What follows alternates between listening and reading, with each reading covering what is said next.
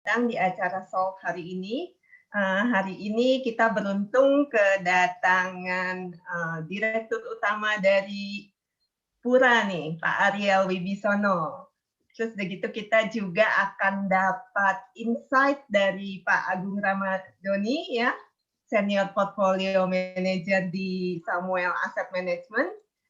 Bagaimana nih menyikapi market yang saat ini gonjang-ganjing ya, sangat volatile kayaknya sejak awal 2001 waktu bulan April sampai Desember kan kayaknya enak banget tuh marketnya. Terus begitu masuk 2001 pertengahan Januari mulai mulai bikin mabok kayaknya, banyak yang komplain gitu, banyak yang cerita kayak katanya ini baru beli terus begitu ternyata turun cut loss, di cut loss dia mental lagi gitu. Jadi banyak yang galau nih. Nah, Iya, mungkin iya. nanti Agung bisa bantu ya. Oke, saya bacakan dulu CV-nya Agung. Agung ini punya lisensi WPPE, WMI, terus brevet AB ya. Terus Iya, begitu kami sama-sama juga waktu itu ngambil sertifikasi CTA ya, iya. Betul, dan betul. sama-sama di organisasi AATI dan ya di AATI. Terus udah gitu Agung ini waktu tahun 2007 sampai 2009 itu jadi account eksekutif di Dana Reksa Securities. Terus tahun 2009 pindah ke CIMB Securities jadi equity sales sekaligus stock trainer ya. Terus pindah lagi ke tahun 2010 pindah ke The Origin Advisory sama Cipta Dana Security sebagai junior advisor sama trader. Nah, terakhir ini Agung di Samuel Asset Management mulai dari 2013. Oke, Agung, waktu dan tempat saya persilahkan. Silakan. Baik, terima kasih Bu Visela atas kesempatan dan waktunya untuk kali ini atau di sesi ini saya mungkin lebih ke discuss atau sharing kira-kira seperti apa sih update terkini atau kondisi terkini dari pasar saham di tahun ini ya. Mungkin sebelumnya saya izin untuk share screen terlebih dahulu untuk materi. Sebentar.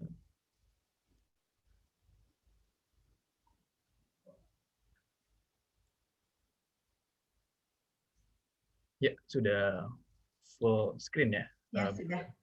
Oke, saya mulai saja untuk di sesi kali ini di acara Sunday Afternoon Light Talk-nya oleh Bu Visela. Kondisi pasar saham terkini, memang kalau kita lihat dari mungkin dari bottom tahun lalu, bulan akhir Maret ataupun April, sebetulnya kinerja IHSG itu sebetulnya cukup signifikan kenaikannya. Kalau saya hitung itu dari bottom-nya market di akhir atau awal April tahun lalu itu return atau kinerja dari IHSG itu mencapai hampir 40% sendiri gitu dari bottom. Jadi kalau kita timingnya cukup tepat di pasar saham sebetulnya ya return yang dihasilkan sesuai dengan resikonya gitu, high risk high return gitu ya. Itu yang tercermin di pasar saham dari bottomnya market akhir Maret atau awal April tahun lalu gitu. Nah, kalau di tahun ini seperti apa gitu? Kalau tahun ini kita lihat memang cukup volatile gitu. Dari awal tahun pun sangat-sangat volatile, volatilitasnya sangat tinggi. Kita melihat, namun sampai full year tahun ini kita melihat cenderung lebih positif di tahun ini dibanding tahun lalu yang kalau kita lihat secara full year itu hanya IHSG mencatatkan kinerja positif hanya naikkan tipis aja gitu. Namun sangat wajar sekali dalam jangka pendek adanya volatilitas yang tinggi akan tetap ada karena tetap akan ada kekhawatiran tapi sudah mulai berkurang dengan beberapa data-data perekonomian yang mulai cenderung membaik ya. Kita lihat walaupun belum membaik kembali ke level sebelum pandeminya. Nah, beberapa aset kelas penting yang perlu kita cermati diantaranya adalah yang pertama itu US equity saat ini sudah mencapai level all time high-nya memang secara valuasi pasar saham di US itu bisa dikatakan sudah cukup mahal. Ditambah lagi belum ada katalis baru dalam waktu dekat ini selain stimulus yang menggerakkan pun dari tahun lalu bottomnya itu pun masih tetap dari stimulus dan liquidity driven ya. Jadi ya kita harus melihat apakah stimulus itu translate into the economic actual-nya atau enggak gitu. Itu yang perlu kita cermati gitu. Kalau nanti kita lihat atau para ekonom melihat bahwa stimulus tersebut tidak translate ke dalam perekonomian aktualnya, nah itu yang perlu patut kita waspadai. Itu kan poin pertama. Yang pergerakan aset kelas kedua yang perlu dicermati adalah pergerakan harga komoditas yang relatif signifikan. Nah, kita ketahui Indonesia adalah salah satu negara commodity base gitu. Jadi salah satu yang terbesar di emerging market juga. Jadi di mana pergerakan komoditas yang cenderung positif itu cukup memberikan dampak positif kepada emerging market, terutama salah satunya Indonesia yang negara commodity base. Jadi harusnya tahun ini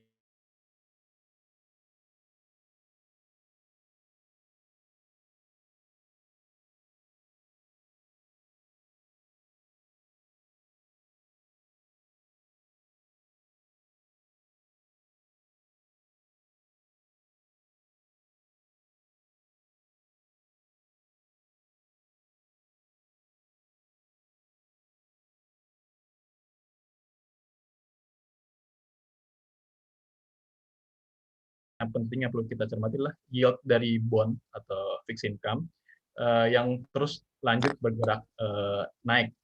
Nah, ini memicu memang central bank untuk mengadjust mereka punya suku bunga dengan yield bond yang terus bergerak naik karena ekspektasi inflasi yang sebelumnya sudah bergerak naik dan data-data inflasi aktualnya itu juga memang lanjut bergerak naik seperti di US sekarang sudah di level 1,7 gitu. Padahal threshold-nya udah di level 2% itu udah hampir mendekati. Jadi once mencapai mendekati atau 2% itu harusnya central bank mau nggak mau mengadjust mereka punya suku bunga.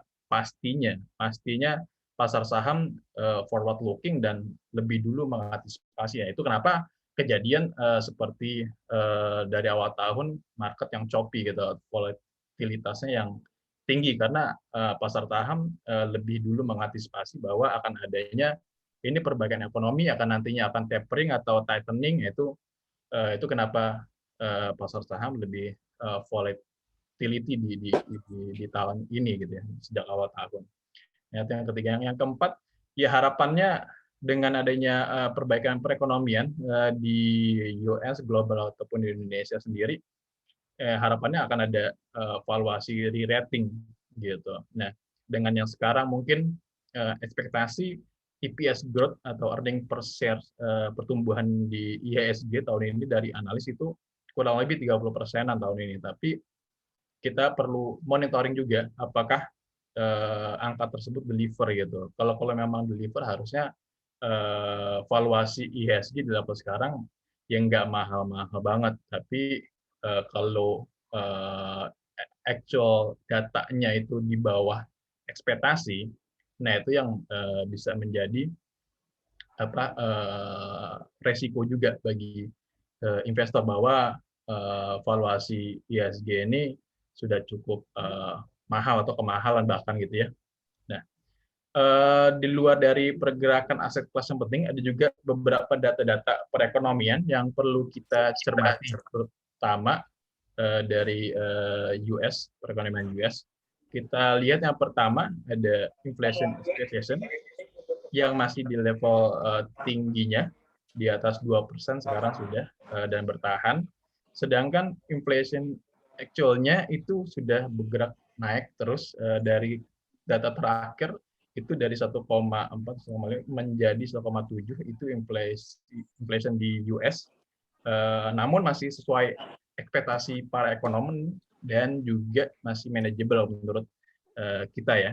Dan yang tidak kalah penting adalah data spread antara PPI production inflation dengan consumer inflation gitu. Itu spread-nya terus bergerak naik. Ini kenapa tidak kalah penting karena ini spread ini menggambarkan margin dari setiap perusahaan. Jadi dari harga production dengan harga di konsumen gitu ya. Jadi jika spread ini bergerak naik, artinya margin dari para emiten-emiten di bursa itu membaik. Tapi kalau dia spread ini bergerak turun, artinya margin-margin para emiten ini bergerak turun juga. Itu kenapa cukup penting spread dari PPI dan CPI ini perlu cermati juga ya. Namun data terakhir masih bergerak naik, artinya masih cukup bagus data-data dari inflation di US. Nah, data yang kedua yang tidak kalah penting juga ada dari labor market. Labor market mungkin lebih ya salah satu yang leading indicator juga beberapa data seperti data non-farm payroll atau angka gaji dari pegawai-pegawai di luar farmer ya. Itu lanjut rebound di US. Dan job permanent losers-nya juga mulai kembali flat. Jadi jika naik kurang bagus, turun itu bagus.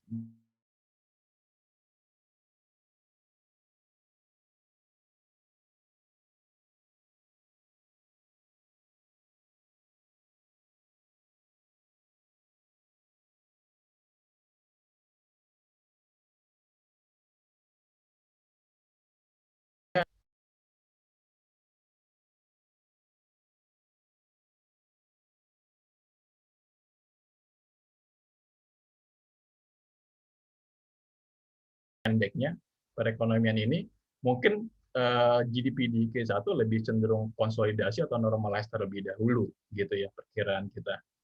Nah, data selanjutnya adalah data yang lebih leading indicator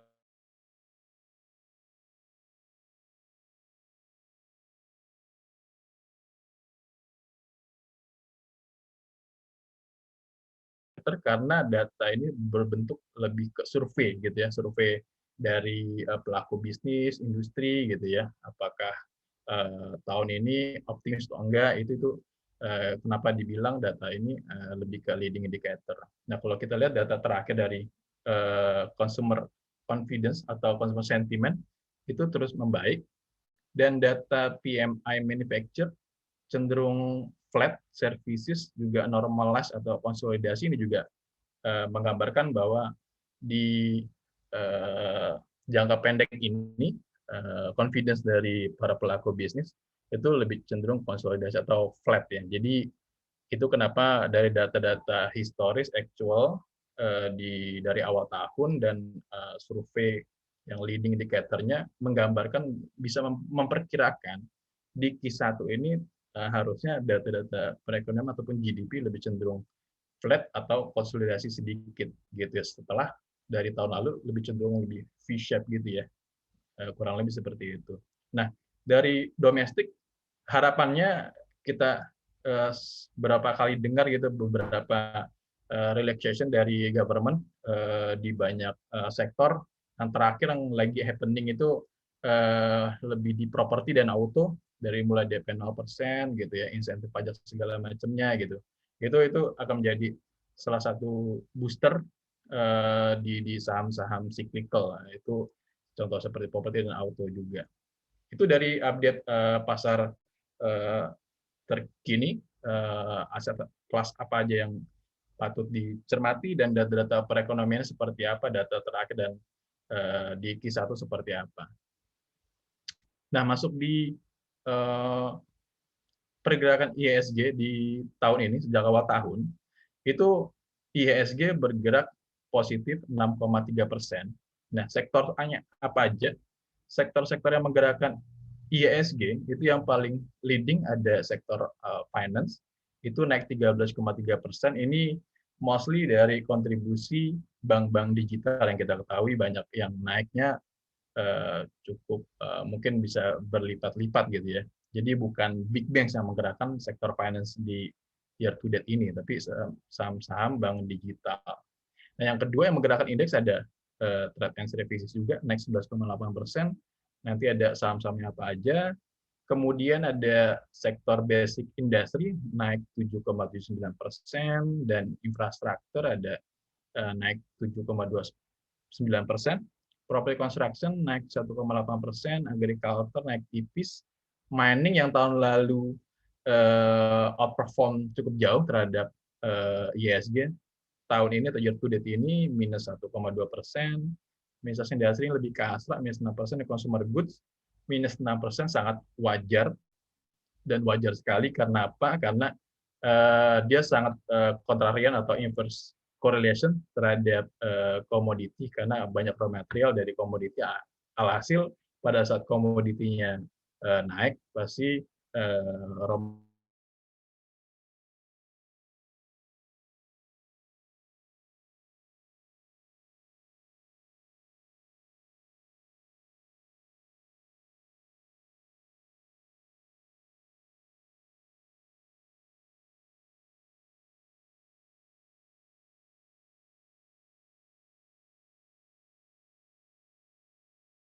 kita lihat dari awal tahun yang paling naik, yang kontribusinya paling besar terhadap IS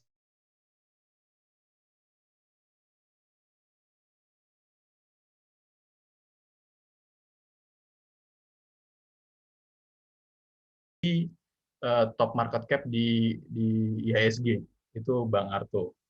Nah, kemudian ada Bank BRI, ada MTEK, ini ada saham bank, bank digital, DCII, TPIA, ada Bank Mega, ada Mandiri, NKP, Chemical, Tower, Telco juga ada, dan sebagian sebetulnya banyak saham-saham bank digital juga ada beberapa ya. Kalau yang negatif kontribusi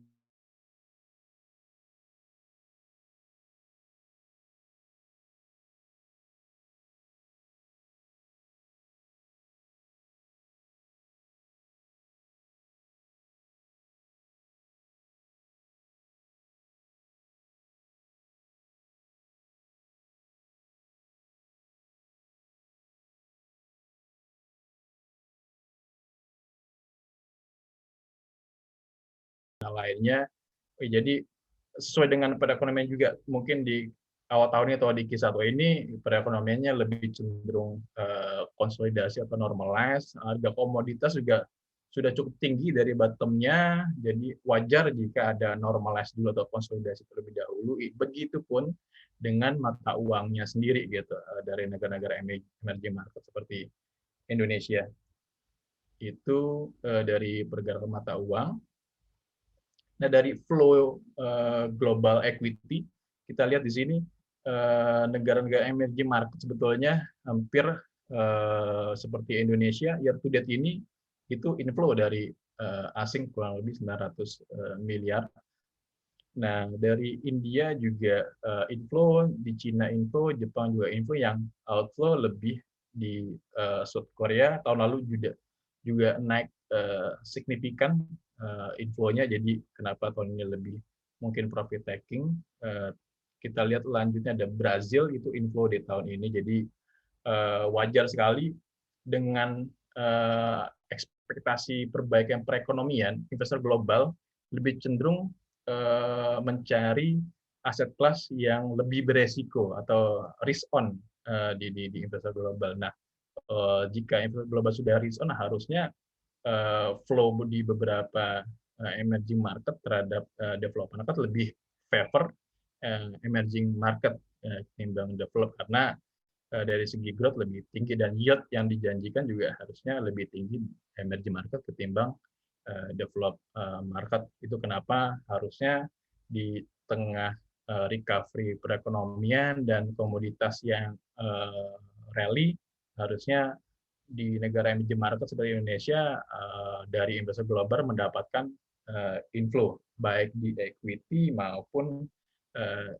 di bond. Namun di bond sempat inflow, dan terakhir karena yield di US naik cukup signifikan karena dikarenakan ekspektasi inflasi yang terus bergerak naik, alhasil gap-nya yield antara US dan equity itu cukup jauh. Nah, pada saat yield US equity naik eksponensial, nah mau nggak mau yield di Indonesia juga harus, dan emerging market-nya juga harus ngikutin gitu. Kalau enggak pasti akan terjadi outflow dan mata uangnya terdepresiasi. Itu yang terjadi. Kenapa di Indonesia year to date ini, di tahun ini itu di bondnya asing lebih outflow, karena tahun lalu sudah cukup banyak positioningnya di Indonesia bond gitu.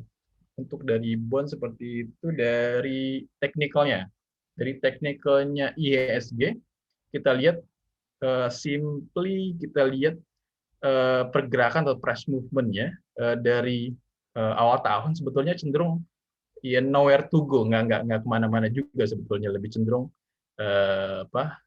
ranging ya.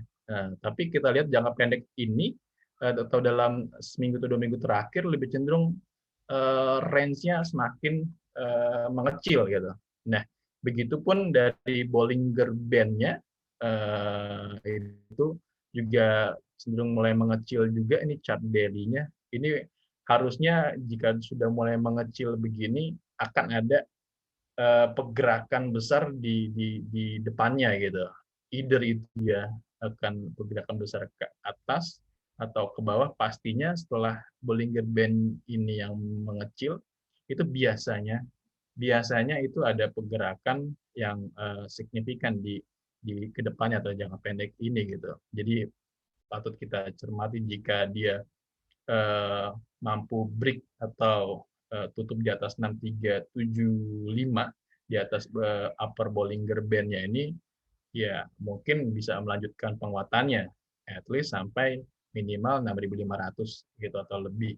Itu jika ke bawah kita lihat, ya kita perlu tunggu juga apa dia break dari lower Bollinger Band atau enggak. Tapi terakhir ditutup kemarin hari Juni itu di level 6358, sedangkan upper Bollinger Band itu 6375, 6372. Nah, itu kalau di atas level ini harusnya ada penguatan lanjutan ya dari IHSG sendiri. Itu dari teknikalnya IHSG. Nah, dengan investor global lebih risk on sejak tahun lalu, apakah tahun ini pilihannya lebih cenderung value stock kah atau growth stock kah? Nah, kalau value stock pastinya ini identik dengan mid to small cap stock ya, saham-saham mid atau small cap juga. Nah, kalau growth stock nih biasanya cenderung yang sudah lebih mature bisnisnya dan tidak kalau volatile. Nah, itu kira-kira kalau harusnya sih tahun ini jika recovery-nya still on track, perekonomiannya harusnya itu masih tetap akan favor value stock. Seperti kita lihat kalau di slide ini atau chart ini, itu yang warna putih itu adalah MSCI World Value Index, yang orange ini adalah MSCI World Growth Index. Nah, jadi ini antara value kita compare dengan saham-saham di dunia yang growth stock-nya gitu ya. Yang di bawah itu adalah spread antara yang value dengan yang growth-nya. Nah, kalau dia bergerak naik artinya value stock itu lebih outperform dibandingkan dengan growth stock-nya. Kita lihat fenomena di tahun ini atau dari tahun lalu sebetulnya sudah kejadian, mulai ada investor lebih favor atau positioning-nya itu mulai akumulasi di saham-saham value atau mid to small cap ya. Nah, tahun ini itu kita lihat sudah mulai higher high dari spread antara value dengan growth stock di dunia. Nah, itu mengindikasikan harusnya jika tidak ada resiko di luar, misalkan third wave atau second wave lanjutan atau varian baru. Nah itu kalau semua still on track perekonomian, nggak ada noise seperti di atau pandemi atau COVID-19 lainnya, harusnya value stock tahun ini atau mid to small cap lebih favor dibanding growth stock ya di tahun ini, kurang lebih begitu. Nah, dari Samuel Asset sendiri, kira-kira pilihannya sektor apa aja? Kalau kita lihat di sini tahun ini itu lebih cenderung cyclical atau over defensive. Jadi itu tadi seperti yang sudah saya sampaikan sebelumnya, jika recovery ini atau perekonomian still on track semua dan investor lebih risk on, harusnya cyclical lebih perform dibanding yang defensive stoknya, dan mid to small cap juga outperform, yang healthy balance sheet, liquidity, yang reasonable valuation-nya juga pastinya. Nah, yang sektornya apa aja yang overweight itu ada banks, ada otomotif, ada telco, ada retail, ada material, ada commodities. Yang netral itu di utilities name, dan underweight di consumer sektor. Mudah saja alasannya kenapa, karena ya kita harapannya komoditas lanjut menguat, karena sangat wajar sekali komoditas dari tahun lalu itu menguat signifikan, karena biasanya pada saat krisis itu para produsen atau ya produsen komoditas itu menghentikan exploration-nya, itu produksinya. Nah, pada saat krisis. Nah, setelah krisis atau mulai rebound atau recovery perekonomian, tapi produsen itu tidak serta-merta langsung bisa kembali produksi gitu, karena terlalu costly dan banyak hitung-hitungannya juga. Jadi supply-nya pada saat recovery perekonomian tidak bisa mengimbangi kecepatan pembalikan arah dari demand-nya sendiri. Itu kenapa tahun ini harusnya akan tetap ada kenaikan dari komoditas, harga komoditas, namun mungkin sudah lebih terbatas dibanding tahun lalu kenaikannya. Kurang lebih seperti itu, Bu Visela. Saya kembalikan lagi ke Bu Visela. Thank you. Oke, terima kasih Agung untuk insight-nya. Nanti kalau untuk tanya jawab kita di sesi akhir ya. Jadi setelah ini kita dengarkan dulu presentasi dari Pak Ariel Wibisono. Saya bacakan dulu ya CV-nya Pak Ariel. Pak Ariel ini menempuh pendidikannya di Portland State University di bagian Business Management. Lalu sebelumnya di Portland Community College di Business Management juga ya. Nah, karirnya Pak Ariel ini dari tahun 2007 sampai sekarang itu sebagai Direktur Utama PT Raja Wali Dwi Putra Indonesia. Terus tahun 2012 sampai sekarang sebagai Direktur Utama PT Putra Raja Wali Kencana Tbk, yang sekarang ini sudah melantai di bursa ya Pak sejak Januari tahun lalu. Terus tahun 2013 sampai sekarang sebagai Direktur PT Raja Wali Inti, 2014 sampai sekarang sebagai Direktur PT Alvio Pionir Meditama, 2018 sampai sekarang Komisaris PT Inaflow Multi Internasional, 2019 sampai sekarang Direktur Utama PT Eagle Corp Asia Capital, Direktur PT Raja Wali Corp Inti Nusa, dan Komisaris PT Digital Solusi Pintar. Pak Ariel ini juga aktif di berbagai organisasi ya, sekarang sebagai Ketua Bidang Investasi dan IT di Asosiasi Masyarakat Sadar Seni dan Budaya, juga sebagai Senator Junior Chamber Internasional Indonesia. Sebelumnya juga pernah menjadi Pas Presiden JCI East Java. Oke, waktu dan tempat saya persilahkan Pak Ariel. Terima kasih waktunya pada Bu Visela yang diberi kesempatan kita untuk di SALT hari ini. Mungkin saya mau kirim untuk company profile ya, PT Putra Raja Wali Kencana.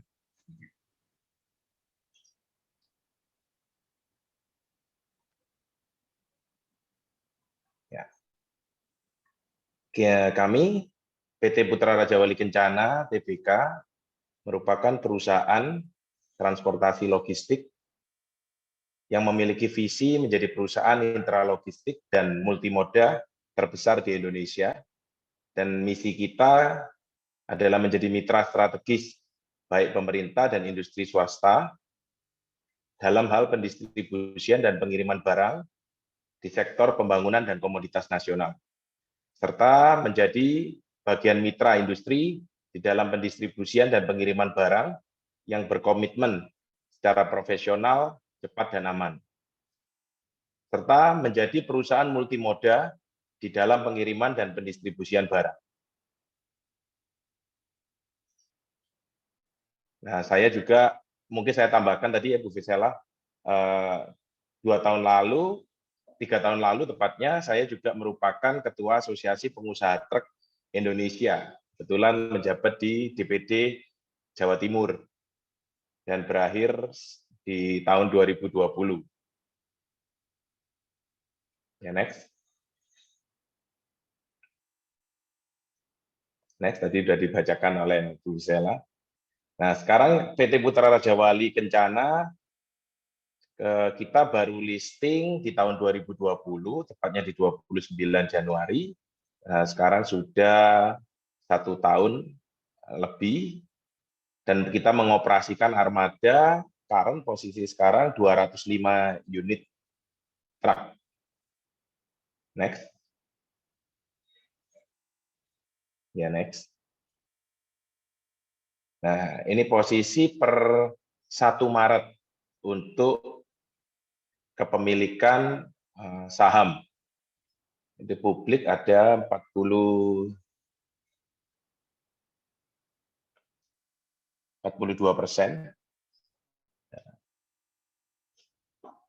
Ya, next. Nah, sedikit ini sejarah dari berdirinya PT Putra Raja Wali Kencana. Tahun 2012 kita berdiri dengan nama PT Putra Raja Wali Kencana. Next. Nah, kita start dari 64 unit kendaraan, dan sekarang 205 kendaraan.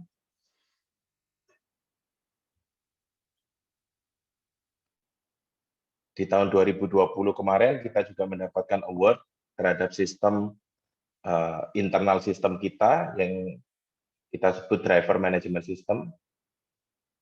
Ini proyek portfolio barang komoditas. Ada pembangunan infrastruktur, sarana prasarana, komoditas material, finish good, serta komoditas raw material. Next.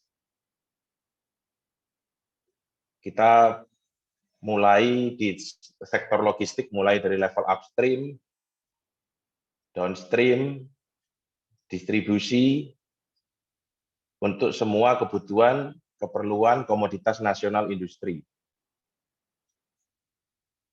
Ini kita menggunakan sistem Enterprise Resource Planning, ERP system. Next. Nah, ini salah satu award yang kita dapatkan kemarin, pandemi, itu kita berpartisipasi dalam pengembangan sistem informasi dan teknologi, digitalisasi. Nah, kita juga tergabung di dalam perusahaan multimoda. Salah satu grup usaha kita atas nama PT Raja Wali Dwi Putra Indonesia sudah mengantongi izin multimoda. Jadi swasta ada 2, salah satunya kita yang mengantongi izin usaha badan usaha angkutan multimoda. Next. Jelas ini juga arahan daripada pemerintah untuk mewujudkan logistik nasional melalui Sisloknasnya, bagaimana logistik itu bisa efisiensi secara cost, terhubung antara hub-hub satu dengan hub-hub yang lain, baik regional maupun nasional. 6 faktor Sislognas itu tadi, ada komoditas penggerak utama, ada pelaku jasa logistik, infrastruktur transportasi, teknologi informasi komunikasi, manajemen sumber daya manusia, dan regulasi, serta kebijakan pemerintah. Next. Ini juga merupakan keunggulan kompetitif kita sendiri. Kita ada pembuatan karoseri pendukung utama daripada aset-aset kendaraan kita. Next. Ya, ini next. Nah, ini saya juga kemarin terpilih salah satu Demand of the Year dari award dari Gatra tahun 2020 dalam rangka di bidang transformasi dunia transportasi angkutan barang. Next. Ya, ini posisi Q4 2020, laporan keuangan kita masih unaudited ya tahun 2020. Total aset kita sudah mencapai 452 miliar, meningkat terus dibanding tahun lalu. Next.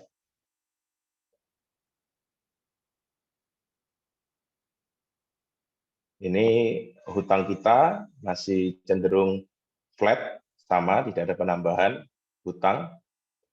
Next. Pendapatan kita di Q4 mengalami peningkatan sebesar 8,5%, jadi kita masih bisa ada mencatatkan pertumbuhan di tengah-tengah pandemi ya. Next.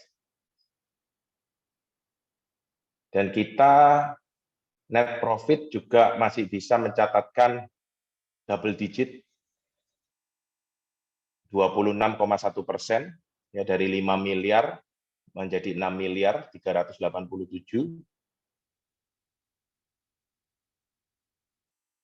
Nah, ini perbandingan kita, HPP kita juga cenderung cukup konsisten, stabil. Ya, next. Nah, ini pertumbuhan EBITDA kita juga mengalami peningkatan dari tahun ke tahun, dibanding tahun 2019 lalu, dari 23 miliar 500 ke 29 miliar 102. Nah, ini juga utilisasi kendaraan kita serta rata-rata umur armada kita. Jadi ini ada kita sampaikan proyeksi kita ke depan. Jadi bagaimana kita mengelola utilisasi aset kita untuk mengantisipasi depresiasi karena heavy equipment. Jadi kita akan mengoptimalisasi utilisasi produktivitas serta menjaga umur kendaraan.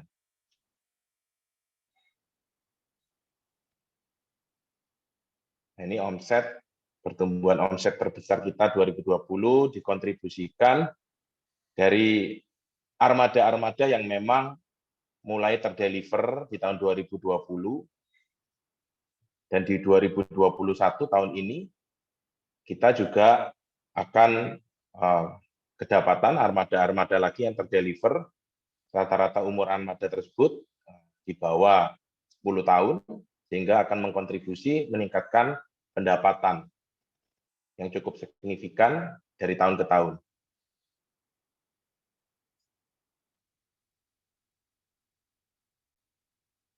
Next. Ya.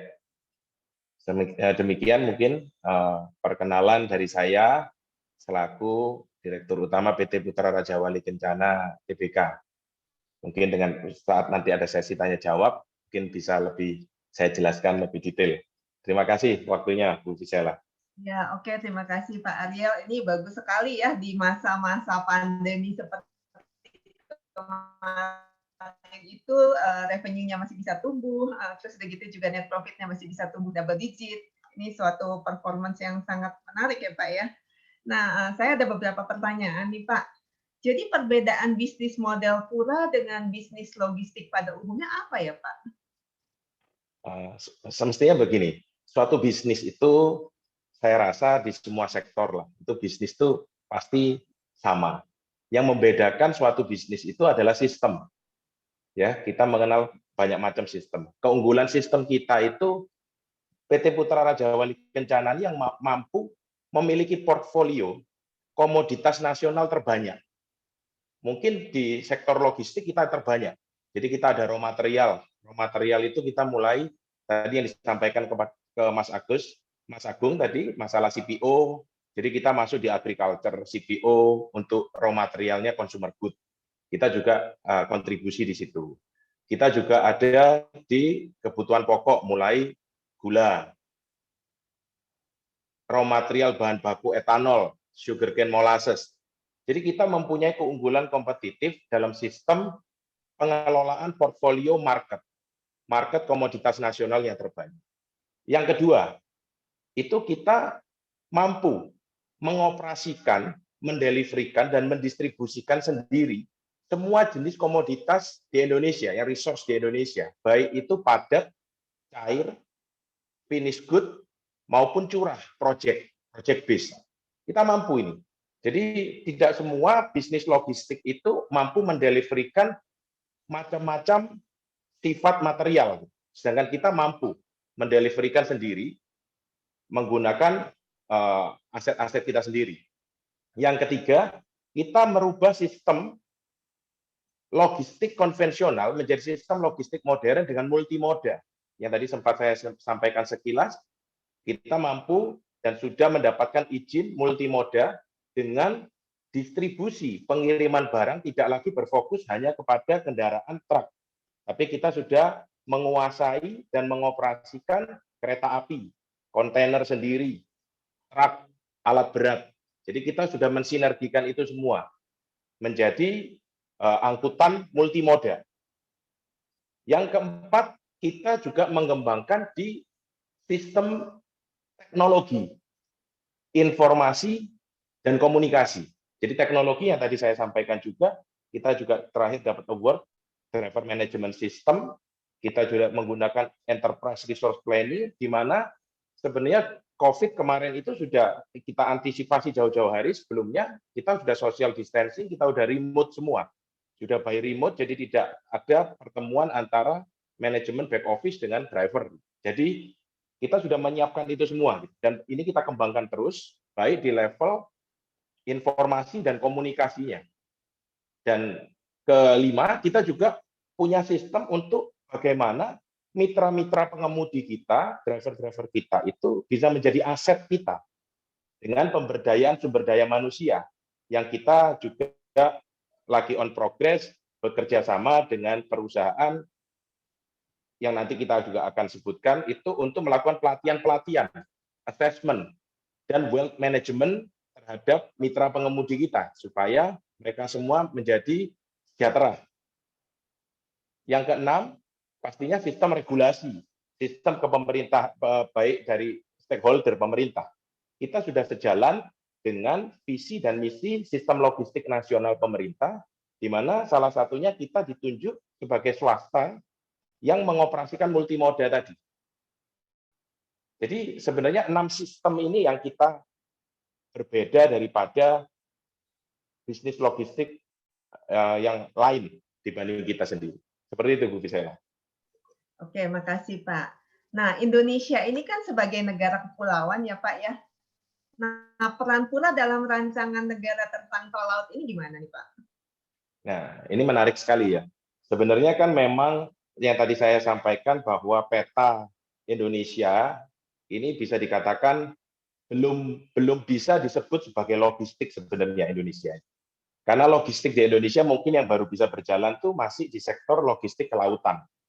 Nah, oleh karena itu saya salah satu waktu menjadi ketua asosiasi pengusaha truk mengusulkan multimoda itu.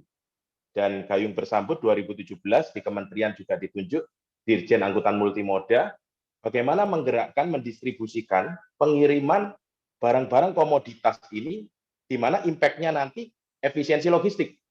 Bukan hanya cepat, tapi mahal. Kalau cepat mahal, ya juga tidak ada gunanya. Ini yang akhirnya digagas terjadilah infrastruktur, pembentukan infrastruktur non-darat tetapi bisa memiliki fungsi infrastruktur, yaitu tol laut. Jadi tol laut itu merupakan infrastruktur yang kita sebut bridge atau jembatan penghubung antara satu pulau ke pulau yang lain. Nah, kalau kesiapan PT Putra Raja Wali Kencana ini sangat siap karena kita sudah mengantongi izin. Meskipun izin multimoda itu sudah ada di salah satu grup kita. Jadi kita sangat siap bahwa pengembangan sustainability development bisnis kita ke depannya itu sangat jelas kita mampu berpartisipasi dalam hal pengiriman distribusi komoditas nasional untuk pemerataan ekonomi dan kesejahteraan rakyat sesuai dengan Sisloknas tadi. Jadi tol laut itu memang solusi untuk ke depannya. Dan kita akan selalu mengikuti bagaimana kesiapan infrastruktur itu kalau memang di saat masa itu akan ada, ya kita akan berpartisipasi dan akan pengadaan tol laut itu sendiri. Seperti itu. Nah, untuk Pura ini strateginya dalam mempertahankan growth di tahun lalu itu ke depannya gimana ya Pak? Kan sudah bagus nih waktu pandemi masih bisa growth. Ya, itu yang saya tadi sampaikan. Jadi ada 6 sistem yang kita selalu kembangkan untuk menuju sustainability development bisnis kita, bahwa kita memiliki portfolio komoditas nasional yang menurut kita ini merupakan komoditas utama penggerak ekonomi di Indonesia. Seperti saya sampaikan tadi, portfolio kita ada hampir 50% kita di sektor raw material. Jadi raw materialnya consumer good, raw material untuk infrastruktur. Jadi kita partisipasi di situ. Dan perluasan dan kita perbanyak portfolio ini, itu yang merupakan salah satu tujuan kita. Dan termasuk bagaimana kita mengatasi efisiensi. Jadi di era sekarang ini kan untuk mempertahankan bisnis dan mengembangkan bisnis itu kan harus kolaborasi bagaimana sistem bisnis kita ini bisa menghasilkan efisiensi dan meningkatkan revenue. Kalau dulu kita belum mengenal digitalisasi atau belum mengenal konsep ekosistem, itu hanya bisa mengenerate leverage revenue gitu, meningkatkan revenue pendapatan aja. Efisiensi mungkin soon gitu ya. Tapi sekarang kan tidak bisa seperti itu. Oleh karena itu kita melakukan 2 hal yang bersamaan. Satu, merubah konsep bisnis logistik ini menjadi bisnis multimoda dengan mengoperasikan moda-moda transportasi lain di bawah satu konsolidasi bisnis. Jadi ada kereta api, ada truk, ada alat angkut, diimbangi dengan sistem teknologi informasi komunikasi yang akan membantu efisiensi itu. Jadi ini yang kita sinergikan untuk mendapatkan pertumbuhan yang konsisten, pertumbuhan yang signifikan, tetapi tidak lupa bahwa profit kita juga akan naik gitu. Bukan kita hanya stagnan aja di profit itu. Seperti itu. Oke. Ini ada pertanyaan. Nanti ini mungkin saya ada tambahkan ya, saya akan sharingkan untuk kita punya sistem supaya bisa dapat gambaran yang kita dapatkan kemarin video tentang driver management system ya, supaya dapat gambaran gitu. Izin untuk sharing videonya ya. Ya, silakan Pak.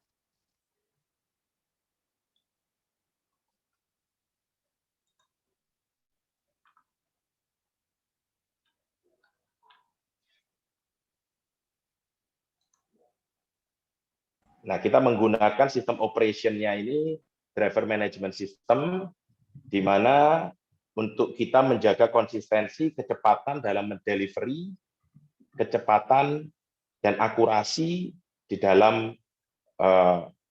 operasional antara driver, back office, dan konsumen. Dan kita integrasi bagaimana surat jalan dokumen itu juga bisa cepat gitu.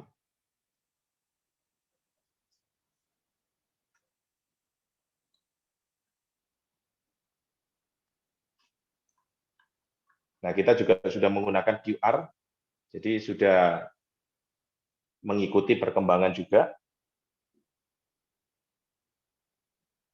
Jadi mengurangi miskomunikasi juga antara pihak operasional dengan mitra driver kita. Ini sekilas driver management system. Saya juga izin sharing tentang apa itu multimoda yang bisnis yang dimiliki oleh bisnis grup kita.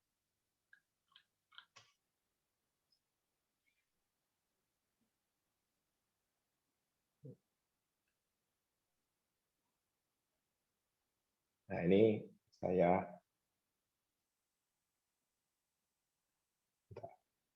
Nah, ini. Berikut nih cara pendeliverian kita dengan logistik yang baru. Jadi kita tidak mendeliverikan secara konvensional.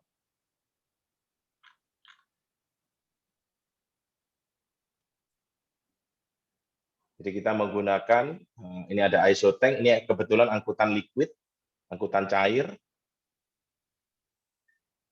Jadi kita berkoneksi operator sebagai kendaraan truk, berkolaborasi dengan operator kendaraan kereta api, di mana kita sebagai operasionalnya. Nah, ini di jalur kereta api, ini kontainer yang kita milikin sendiri, truk yang kita milikin sendiri, dan kereta api juga yang merupakan, ini alat berat juga kita sendiri. Nah, ini dengan kereta api yang dioperasikan oleh kita sendiri. Jadi supaya mendapat gambaran apa itu multimoda dengan konsep supaya tidak lagi kita terhambat turnover adanya force major seperti banjir, jembatan putus, kemacetan, yang dimana itu cukup sering terjadi di Indonesia yang tidak kita bisa antisipasi. Dan mungkin satu lagi, kita juga ada pengembangan untuk media komunikasi yang kita sebut namanya pengemudi, di mana ini bertujuan untuk ke depan sistem pemberdayaan sumber daya manusia itu menjadi aset suatu perusahaan. Itu kita lagi mengembangkan sistem ini. Ini namanya pengemudi, bagaimana pengemudi dengan pengusaha dan pemerintah itu saling mensupport untuk menghasilkan SDM yang berkualitas. Ya, next. Next. Nah, ini nanti kita mulai screening, rekrutmen untuk driver-drivernya menggunakan spesialisasi assessment daripada driver tersebut, di kemampuan-kemampuan driver tersebut. Next. Nah, ini kita juga bekerja sama dengan Kementerian Perhubungan dalam edukasi, sosialisasi tentang pentingnya keselamatan, safety driving, dan segala macamnya. Next. Ya, next. Nah, kita juga akan melakukan penilaian-penilaian terhadap driver-driver yang berprestasi. Next. Ya, next. Ya, next. Nah, ini kita juga memberikan komunikasi informasi antar driver dengan driver bisa saling berkomunikasi untuk menghasilkan suatu interaksi sosial yang cukup sehat dan membangun kemitraan antar pengemudi. Kita juga memberikan tips-tips untuk mereka, kita edukasi terhadap pengelolaan fleet-fleet yang mereka rasa memerlukan untuk tips dan trik tersebut. Next. Ya, next. Ya, next. Ya, udah. Jadi itu yang tadi saya sampaikan secara narasi, ini tadi saya sampaikan gambarannya supaya, karena ini merupakan bisnis model baru, multimoda juga bisnis model baru, dan kita salah satu yang dapat izin, jadi swasta, operator swasta pertama kita. Kalau izinnya kita swasta kedua, operator pertama kita, jadi kalau saya selama ini cuma menyampaikan secara narasi, mungkin tidak dapat gambaran, jadi saya coba tadi sampaikan detail yang operasional yang kita lakukan, ya bisnis model seperti apa, menjawab pertanyaan nomor 1 dari Bu Visela. Ya, lebih seperti itu. Nah, ini ada pertanyaan dari Pak Rudi Salim, Pak. Ini kapan mulai multimodanya, Pak? Efeknya terhadap perusahaan berapa besar? Jadi sebenarnya begini, multimoda itu kan didapatkan izinnya di PT Raja Wali Dwi Putra Indonesia. Jadi kita ini membentuk namanya ekosistem. bisnis kita sekarang, PT Putra Raja Wali melakukan bisnis afiliasi dengan Raja Wali Dwi Putra, menghadirkan portfolio market yang cukup besar. Kita memperbanyak portfolio market, komoditas nasional kita banyak. Ke depan kita ada kemungkinan itu melakukan corporate action, mungkin merger acquisition, untuk menghasilkan satu kontribusi logistik yang lebih besar lagi untuk kita bisa mengkonsolidasi itu, sehingga mendapatkan keuntungan bahwa bottom line serta fleet kita itu sudah terdiversifikasi. Sebagai contoh begini, Putra Raja Wali Kencana akan mengelola aset-aset yang bersifat produktif. Mungkin bisa dikatakan truk, habis itu kapal kargo, kapal kontainer misalnya ya. Nah, lalu di PT yang akan kita merger acquisition itu mereka mengelola sebagai operator, operator kereta api, operator tol laut yang tadi Bu Visela sampaikan, apakah kesiapan itu operator tol laut, karena kita sudah mendapatkan license itu. Nah, dua bisnis ini yang akan bersatu untuk menghasilkan sistem logistik nasional sesuai dengan visi pemerintah tadi. Gambarannya seperti itu. Oke, ini ada pertanyaan lagi, Pak, dari Pak Stefanus. Izin tanya, Pak, izin multimodanya tadi atas nama PT Raja Wali Dwi Putra Indonesia, yang mana seingat saya adalah induk perusahaan. Apakah nanti ada pengaruhnya pada Pura apabila multimoda nanti dijalankan? Oh, itu juga tadi kayaknya sudah terjawab ya, Pak. Ya, pengaruhnya positif dengan Putra Raja Wali Kencana, karena di bisnis logistik ini kan memang efisiensi itu kan kita harus bisa menguasai ekosistem supply chain. Ya, supply chain sistem manajemen ini harus kita bisa kuasai. Bagaimana menguasai itu, kita sudah pasti melakukan bisnis konsolidasi, di mana kita harus mampu mengembangkan ini untuk mencapai sustainability development. Jadi ya kita pastinya nanti ke depannya akan ada corporate action. Nah, apa tuh Pak corporate action-nya, Pak? Ya, itu ya kita pasti memperbesar kita punya value perusahaan pastinya. Putra Raja Wali Kencana merupakan salah satu strategi kita masuk ke pasar modal karena pertama kita ingin mengenalkan bisnis logistik pada umumnya dulu. Habis itu baru kita mengenalkan perubahan transformasi bisnis logistik ke depan. Karena kalau kita kembali flashback ke dulu ya, kalau dulu di sektor retail lahirnya Tokopedia, sekarang mungkin orang semua paham tuh Tokopedia dengan konsep medianya seperti ini, teknologinya. Mungkin pertama kali dulu Tokopedia merintis teknologi itu, semua orang tidak sadar itu. Apa sih konsep ke depannya? Ya mungkin sekarang sudah sadar dengan kita sebut marketplace. Gitu. Sudah umum itu bahasa-bahasa itu. Di logistik ini tidak umum. Makanya kalau kita mulai mengenalkan dulu dengan mulai dari konvensionalnya, baru kita merubah ini menjadi konsep ya tanda kutip ya milenial gitu ya, itu mungkin baru bisa diterima gitu. Nah ini yang kita lagi atur corporate action dan strategi seperti itu. Tetapi secara grup kita sudah menguasai semua ekosistem dan supply chain itu, dan kita sudah memiliki itu. Kita tinggal menggabungkan itu sebenarnya. Tetapi kita perlu edukasi dulu ke investor-investor, ke publik tentang perubahan bisnis logistik ke depan. Karena bisnis logistik di Indonesia ini sangat-sangat masih konvensional. Ini yang harus ada terobosan-terobosan baru, dan itu sudah pasti kita yang melakukan itu. Gitu. Seperti itu gambarannya. Tapi belum bisa dikasih tahu nih Pak ya, corporate action-nya apa ya Pak? Ya kita ada rencana mungkin ya dalam tahun-tahun ke depan kita akan ada akuisisi ya. Ada akuisisi mungkin sister company kita, di mana secara size, secara bisnis itu jauh lebih besar dari Putra Raja Wali Kencana. Jadi mungkin kita akan menggabungkan tepatnya kedua perusahaan ini menjadi satu perusahaan logistik yang akan mampu bersinergi dengan pemerintah menuju sistem logistik nasional yang harapannya pemerintah 2025 sudah bisa jalan. Ya kita juga berharap dengan ya tadi pertanyaan Ibu, tol laut, terus multimodanya kita juga berharap 2025 kita bisa menguasai itu dan memiliki itu semua. Karena kita sudah langkah ketiga, kita sudah ada kereta api ada, truk ada, alat berat ada, kontainer ada, ya tinggal tol lautnya aja, tinggal kapal lautnya aja, tinggal satu langkah lagi itu. Berarti nanti semua dikuasai ya Pak? Ya, harapannya begitu. Nah, ini nanti mengenai akuisisi nih, ada pertanyaan dari Pak Rudi Salim. Apakah ada kemungkinan RDPI bakal diakuisisi oleh Pura? Jangan-jangan itu ya Pak yang mau diakuisisi? Ya, kalau ada kemungkinan ya saya jawab, ya ada kemungkinan. Tetapi kapannya belum bisa kita informasikan ya.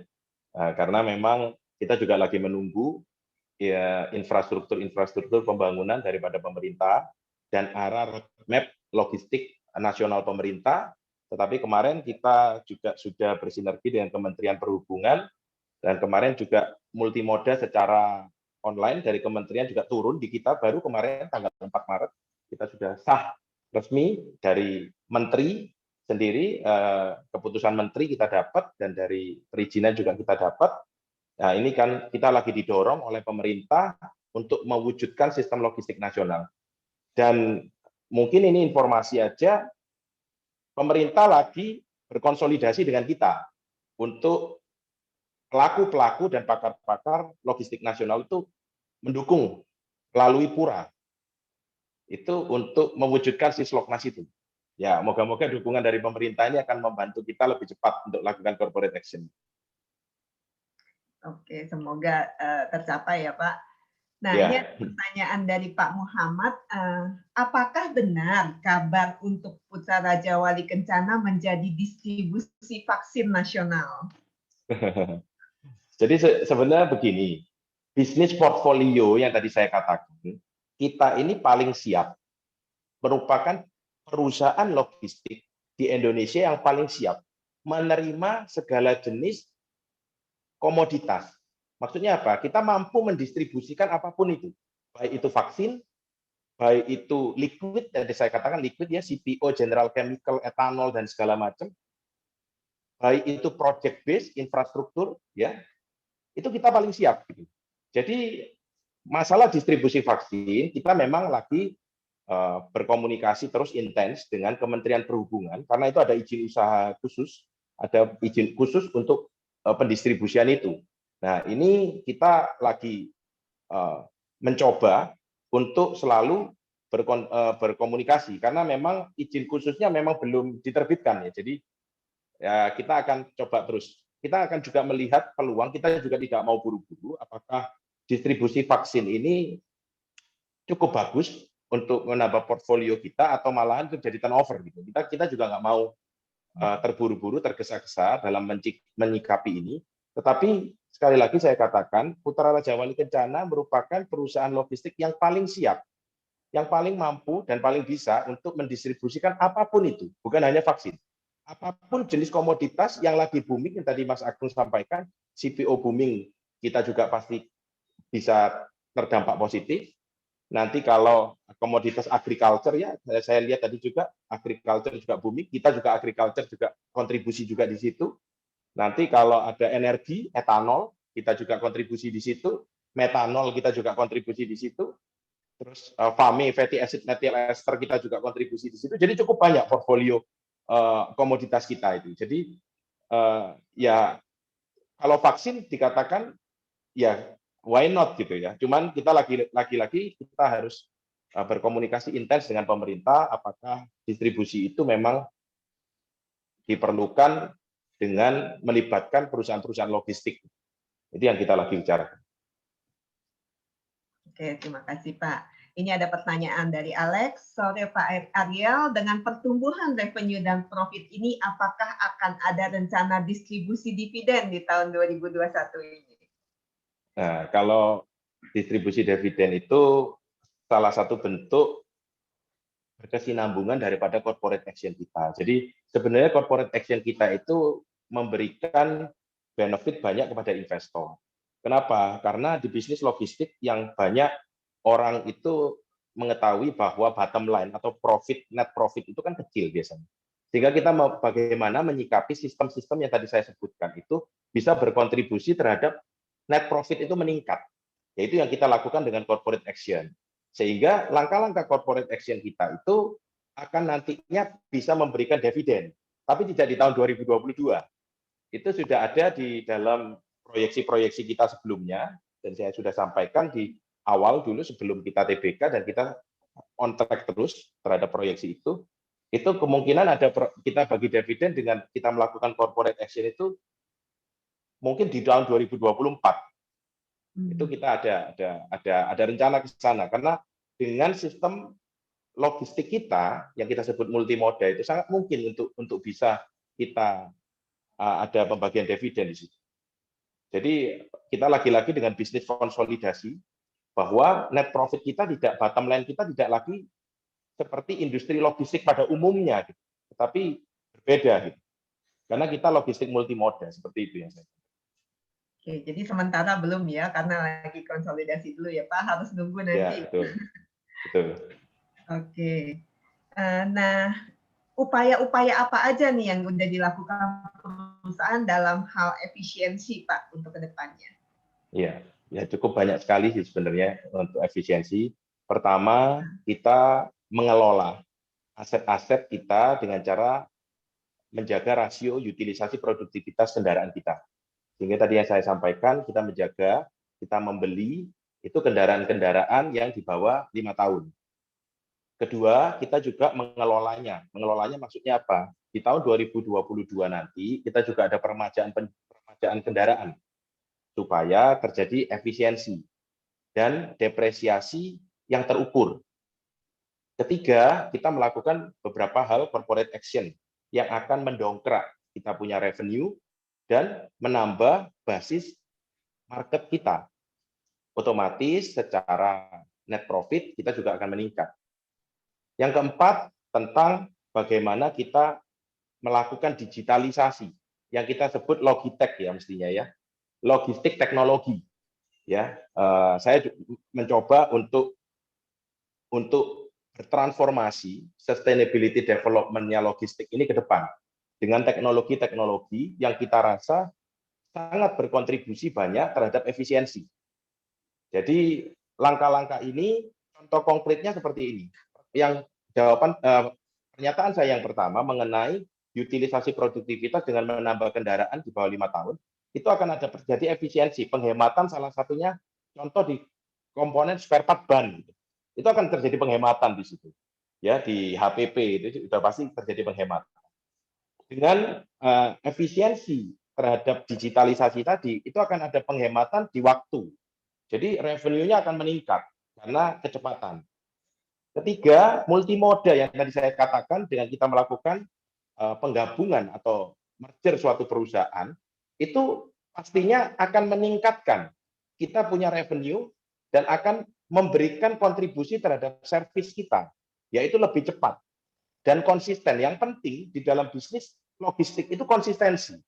Konsistensi ini yang agak sulit, terutama di Indonesia, yang dimana infrastruktur belum jadi total, belum terhubung dari Sumatera dan belum merata. Ini agak sulit. Oleh karena itu memang kita satu-satunya yang memikirkan multimoda untuk melakukan konsistensi terhadap servis kita. Nah, servis ini kan yang harus dijaga. Nah, hal-hal seperti ini yang kita selalu kembangkan terus. Makanya kita sebut namanya Logitech ya, logistik teknologi. Untuk bisa mencapai apa yang kita harapkan, yaitu peningkatan revenue, peningkatan laba, efisiensi, dan sustainability. Seperti itu. Kalau untuk nekan beban depresiasi gimana tuh Pak? Kan asetnya itu kan asetnya depresiasi semua tuh Pak. Nah, ini menarik nih bicara depresiasi ya. Sebenarnya itu suatu bisnis itu bukan dilihat dari asetnya. Ya, tidak ada gunanya aset apresiasi tetapi bisnisnya merugi. Ya, dengan bisnis yang asetnya depresiasi tapi bisnisnya untung. Nah, maksudnya begini. Itu kan lagi-lagi bagaimana kita menyikapi sistem kita untuk bisa menjaga, karena depresiasi tidak bisa dihindari, tetapi harus dijaga bagaimana rasio-rasio dalam depresiasi. Oleh karena itu yang tadi saya sampaikan, satu, kita pemilihan aset yang benar. aset yang benar, contohnya kita dengan kajian-kajian kita bahwa pemilihan pengadaan kendaraan baru, umur kendaraan, serta brand kendaraan itu juga menjadi concern kita untuk kita bisa menjaga depresiasi itu konsisten. Kedua, dengan peningkatan portfolio market. Portfolio market itu kan juga akan membentuk satu ekosistem wilayah distribusi. Misal nih, contoh CPO. CPO itu paling banyak distribusinya di Pulau Jawa secara distribusi. Secara upstream, mungkin dia ada di Sumatera, ada di Kalimantan. Hal-hal seperti ini kita pemetaan yang kita sebut portfolio market distribusi, baik di level downstream, upstream, maupun di level distribusi. Itu kita klasifikasi berdasarkan umur-umur kendaraan kita yang tadi saya sebutkan, menjaga utilisasi produktivitas kita. Jadi cara-cara kita mulai dari pemilihan aset, sistem digitalisasi, serta perluasan pasar dan penambahan portfolio komoditas nasional kita, itu cara-cara kita menekan depresiasi kita. Oke, Seperti itu. Ya Pak. Ini tadi Alex bilang terima kasih Pak, mapping projection-nya sudah jelas ke depan katanya. Ya, terima kasih. Nah, strategi Pura menghadapi persaingan bisnis angkutan barang itu gimana Pak, mengingat cukup banyaknya kompetitor? Nah, ya persaingan sekali lagi saya katakan kita ini bisa dikatakan 5 langkah ya di depan kompetitor ya. Kenapa? Karena angkutan barang kita tidak berfokus kepada angkutan truk aja. Jadi sebenarnya bisa dikatakan di tahun 2021 ini Putra Raja Wali Kencana ini sudah berbisnis secara afiliasi menjadi multimoda gitu. Jadi bukan angkutan barangnya kita hanya dengan truk aja. Jadi ya menurut saya kita tidak terlalu khawatir ya, karena pengembangan daripada bisnis logistik ini kita sudah bisa dikatakan 5 langkah di depan ya. Dan kita sudah melakukan dengan kereta api sendiri, kita dengan kontainer kita sendiri, bahkan dokumen pengirimannya kita itu juga dengan dokumen kita sendiri, bukan lagi dokumen seperti ekspedisi konvensional dulu. Itu kan dia add-on, dia sewa sini, sewa sana, sewa operator ini, sehingga logistik cost-nya besar. Kalau kita ini hanya transformasi, jadi reformasi dari bisnis model lama menjadi bisnis model baru tanpa freight kita itu naik. Kita tidak membebani konsumen kita itu sesuatu cost yang lebih gitu. Nah, tetapi kita mendapatkan impact daripada kecepatan, servis, dan terutama yang paling penting volume. Volume dengan kita mampu menguasai moda-moda transportasi pengiriman angkutan darat, otomatis kita memenangi persaingan pasar dengan volume kita yang cukup meningkat cukup banyak gitu. Di tahun 2021 ini aja baru kita mendapatkan beberapa kontrak baru lagi. Jadi sebenarnya kontrak-kontrak kita ini kan based on volume ya, volume yang meningkat terus. Jadi sekali lagi memenangi pasar ini bagaimana kita memiliki sistem yang mampu menguasai portfolio komoditas nasional sebanyak mungkin. Itu kuncinya. Jadi ekspektasi revenue untuk tahun ini pertumbuhannya gimana nih Pak? Kira-kira berapa persen? Wah, ini kalau kita proyeksi di tahun 2021 bahwa akan terdelivery ya dengan catatan-catatan bahwa tidak ada lagi masalah third wave atau apa yang tadi ya COVID-19 lagi yang mengakibatkan lockdown dan segala macam, itu maka kita akan terdelivery kendaraan mencapai, kita mengoperasikan 360 kendaraan ya. Nah, itu kemungkinan revenue kita bisa naik sampai 100% lebih itu. Jadi 100% lebih di tahun 2021 ini. Dan sebenarnya secara kontrak atau market lah, itu kita sudah ada itu. Jadi bukan kita lagi mencari ya. Sebenarnya posisi sekarang kita lagi menunggu kendaraan karena kekurangan kendaraan gitu. Posisinya seperti itu. Jadi sangat memungkinkan selama ekonomi berjalan juga stabil, tidak ada hal-hal yang di luar atau force majeure yang di luar ekspektasi kita, itu harusnya bisa di atas 100%. Nah, untuk penambahan kendaraan sendiri, Pak, nanti uangnya itu dari internal perusahaan apa perlu pinjaman dari luar, Pak? Nah, sebenarnya kemarin saat kita proceed ya IPO, itu semua kendaraannya belum terdelivery semua karena ada keterlambatan pengiriman karena COVID-19. Sehingga di tahun 2020 akhir itu kan baru terdelivery sebanyak 50 unit. Dan di Maret ini sudah terdelivery lagi sudah 75 unit. Jadi masih sisa itu ada 100 unit, yaitu yang akan terdelivery semua. Sehingga otomatis akan mengeneralisasi kita punya revenue, mungkin bisa ada kenaikan 100% dibanding tahun lalu. Oke, berarti dananya dari yang IPO kemarin ya, Pak ya? Karena saya lihat Betul. utangnya juga bagus banget tuh di tahun kemarin tuh nggak nambah, tapi kan armadanya nambah. Ya, betul, betul sekali. Itu kita dari tahun yang menggunakan proceed dari hasil penawaran umum ya. Oke. Nah, dengan jumlah armada yang terus bertambah ini, kurang ngatur utilisasinya gimana, Pak? Apakah ada kaitan dengan driver management system yang kemarin dapat penghargaan itu? Iya, satu dalam hal operasional itu kita memang mengembangkan sistem ERP itu, bagaimana optimalisasi utilitas produktivitas kendaraan kita. Tapi juga di tahun 2022 kita juga akan melakukan assessment terhadap aset dengan cara peremajaan kendaraan-kendaraan yang usia kendaraannya menurut kita sudah utilisasinya di bawah 50%. Itu kita harus peremajaan. Kalau kita lakukan peremajaan sekarang dengan unit-unit yang belum terdelivery, yang kita takutkan service kita yang akan turun. Kita punya KPI services, sehingga kita harus membalancekan antara services, aset, dan sistem operasional. Nah, ini yang kita memang selalu jaga konsistensinya dengan cara mengelola kita punya manajemen. Jadi di tahun ini kita lagi fokus terdelivery-nya fleet semua, terus kita fokus pengembangan sistem IT kita untuk menjaga utilitas produktivitas, dan di tahun depan dengan fleet yang sudah masuk semua, kita akan melakukan peremajaan kendaraan-kendaraan yang kita rasa tidak menjadi beban depresiasi yang cukup besar. Kita akan mengganti dengan kendaraan-kendaraan yang memiliki utilitas lebih besar daripada depresiasi. Rasionya seperti itu. Oke, terima kasih Pak. Nah, ini ada pertanyaan dari My Better Self ya. Sekilas lihat laporan tadi unaudited, untuk aset Pura sekitar 400 miliar, profitnya 5 miliar. Untuk persentasi ROA sekitar 1%. Bagaimana Pak? Apa ada rencana untuk meningkatkan ROA-nya ke depan?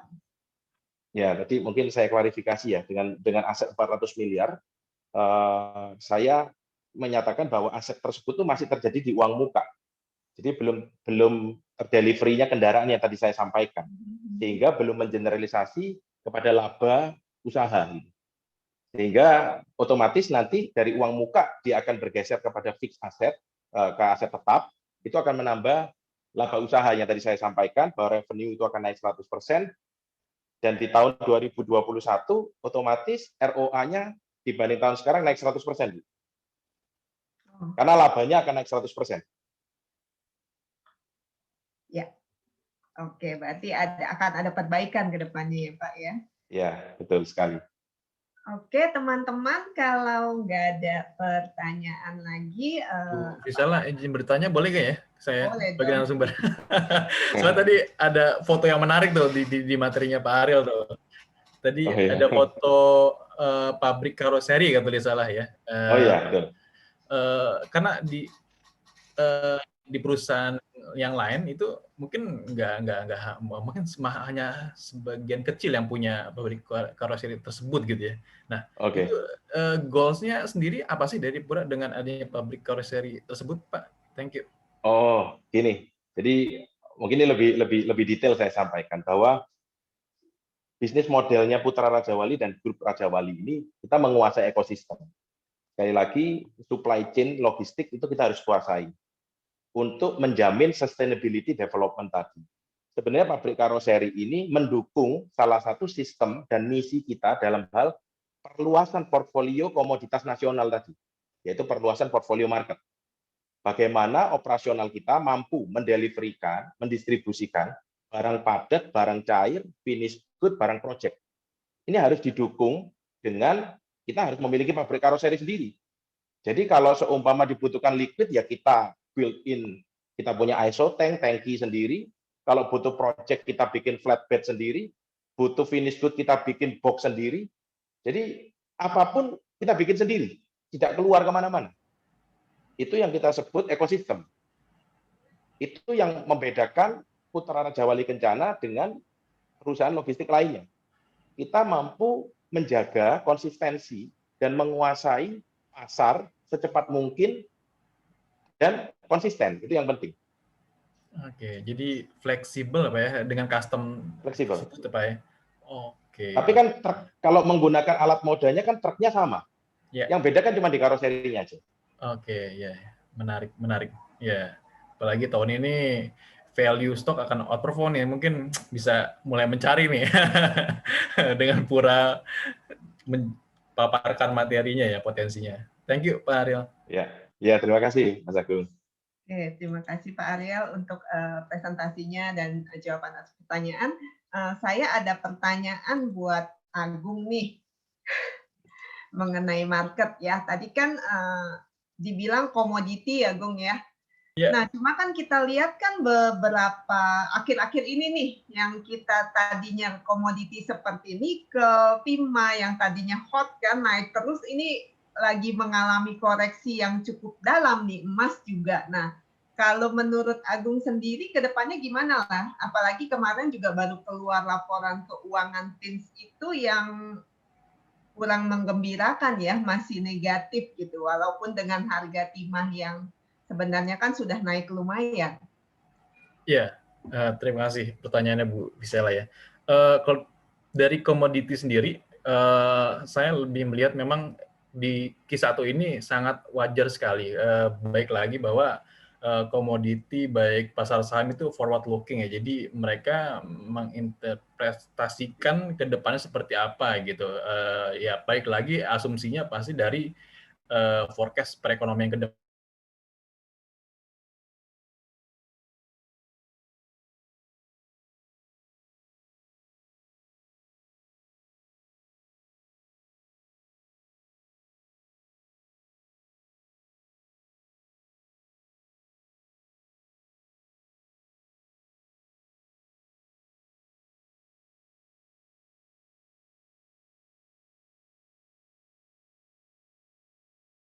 Nikel, tin, dan lain-lainnya, ya sangat wajar. Dari bottomnya mungkin udah berapa ratus persen ya dari bottomnya harga metal sendiri gitu, harga base metalnya. Nah jadi di Q1 ini mereka konsolidasi terlebih dahulu dengan harapan memang perekonomian di Q1 ini ya kemungkinan besar memang akan normalize terlebih dahulu. Itu sangat wajar sekali. Untuk kedepannya seperti apa, saya tetap melihat di tahun ini mungkin salah satu pilihannya masih akan salah satu pilihannya ya di antara yang lain gitu, sektor-sektor yang mid to small cap lainnya seperti properti dan lainnya atau cyclical ya properti komoditas sektor juga gitu ya, dengan asumsi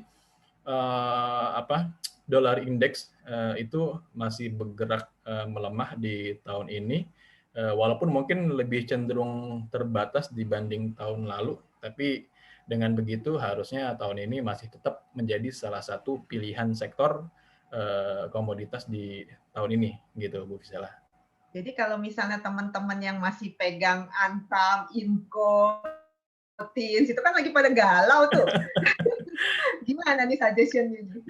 Ya, kalau yang sudah terlanjur invest di saham base metal ya seperti Antam, Minco, Tins, rasanya sih jika mengharapkan gain seperti tahun lalu kemungkinan ya unlikely ya, tapi tetap menjadi salah satu pilihan lah tahun ini gitu, di luar mid to small cap sektor lainnya gitu ya. Tapi kalau untuk balik kalau upside-nya mungkin tetap ada, tapi lebih cenderung terbatas, tidak akan growth-nya seperti tahun lalu yang eksponensial gitu ya.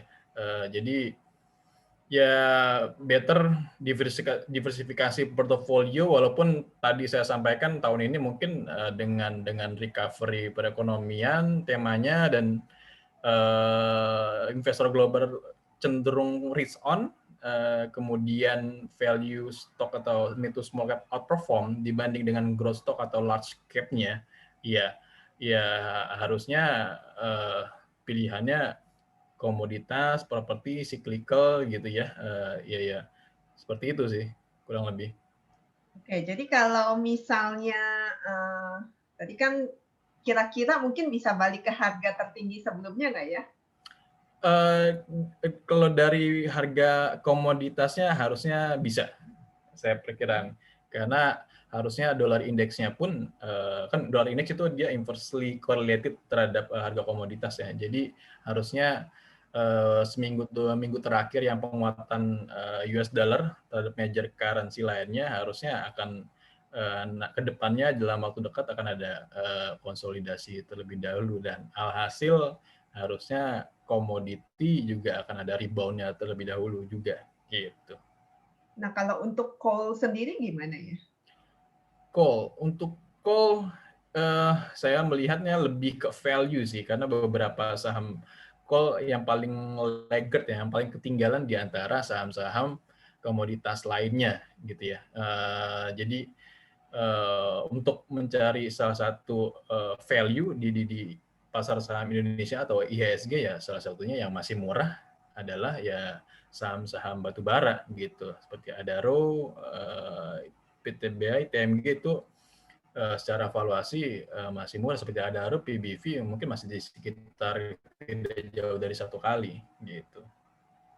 Jadi kalau batubara Adaro, PTBA, ITMG ya. Kalau CPO gimana? CPO tetap akan menjadi salah satu pilihan gitu. Di Indonesia pasti dampaknya kenaikan CPO itu bisa sangat berimbas positif sekali ya, terutama di perekonomian daerah. Jadi ya saya melihat kalau CPO itu kan Malaysia, India, Indonesia, Cina gitu ya, pemain besarnya gitu. Kalau kita melihat harusnya seperti India yang paling laggard perekonomiannya, terus Cina lebih leading, jadi harusnya saling mengimbangi gitu demand-nya. Kalau dari supply-nya harusnya terakhir Malaysia belum pumping production dalam waktu dekat, jadi harusnya akan stabil di level sekarang CPO price-nya gitu. Jadi kalau stabil nggak terlalu ini dong, nggak terlalu ada upside yang banyak kalau untuk CPO. Betul, tapi itu dari harga komoditas sendiri. Tapi kalau dari harga sahamnya relatively masih cenderung lebih murah, karena kita tahu harga LCP itu beberapa tahun lalu, 3-5 tahun lalu itu di harga mungkin 5 ribuan gitu, 7 ribu gitu. Ali di 30 ribu, bahkan 40 ribu gitu. Jadi ya in terms of valuation atau valuation wise-nya sendiri ya relatively masih lebih murah sebetulnya dibanding large cap atau saham-saham big cap lainnya gitu. Jadi masih ada potensi ya. Tetap jadi satu pilihan ya, salah satu pilihan. Nah, ini tadi saya lihat Agung juga ada overweight di retail ya. Ya. Nah, retail, itu gimana tuh ceritanya kalau retail? Retail lebih ke tema recovery ya. Kita tahu banyak terjadi shutdown pada saat pandemi tahun lalu. Itu yang paling terdampak adalah salah satunya retailers gitu ya. Nah, pada saat recovery harusnya ya yang paling beneficiary ya retailers juga gitu. Kita lihat juga traffic dari atau mobility index di banyak negara, atau yang vaccination rate-nya udah tinggi, katakanlah paling lebih dulu itu udah Israel gitu ya, yang diikuti yang lainnya juga, itu memang mobility index-nya sangat improve sekali gitu. Nah, alhasil dengan mobility index yang sangat improve dan traffic akan gradually normal, ya pastinya yang salah satu diuntungkan sektornya ya adalah retailer tersebut gitu. Dan masih murah juga sih beberapa saham-saham Pilihannya apa nih retailer. kalau retail? Kalau retail ya pasti kalau dari segi aset yang rasio cash terbesar itu ada Ramayana gitu ya. Kalau yang portofolionya besar dan diversifikasi banyak itu MAP Group pastinya. MAPI atau MAPA nih? MAPI ya sebagai holding ya. Oke, jadi RAL sama MAPI ya. Nah, Kurang kalau lebih. bank sendiri kan juga masuk dalam overweight Ligong, tapi kan kita lihat kalau bank itu kan banyak yang sudah kayak BRI kan juga sudah naik lumayan. Ya. Apalagi saham-saham yang bank digital tuh saya juga bingung udah valuasinya, saya nggak bisa tuh valuasi bank digital karena saya lihat itu naiknya ya kalau menurut valuasi kita yang lama itu kan sudah tinggi banget kan, tapi masih ada yang mengharapkan masih bisa lebih tinggi lagi. Nah ini kalau menurut Agung sendiri gimana? Ya, kalau dari sektor banks kita melihatnya mungkin simply berangkat dari spread antara yield US Treasury yang 10 tahun dengan 2 tahun itu menggambarkan bahwa margin seberapa bagus margin di sektor banking gitu. Kalau spread yield atau yield curve-nya naik, harusnya margin dari bank sendiri itu adalah improve juga gitu. Tapi kalau turun harusnya deteriorating juga, memburuk juga margin dari sektor bank. Tapi terakhir kan kita ketahui bahwa yield curve itu atau spread yield treasury antara yang 10 dengan 2 tahun itu mulai bergerak naik juga gitu, lanjut naik. Jadi harusnya margin dari sektor perbankan cenderung membaik. Ya kalau dari large bank-nya memang nggak banyak pilihan ya. Ada satu mungkin di salah satu bank besar itu ada BNI, itu BBV, rasio PBV-nya masih nggak jauh dari 1 kali gitu ya. Dan bank-bank kecil mungkin nggak, bank digital udah naik nggak karuan.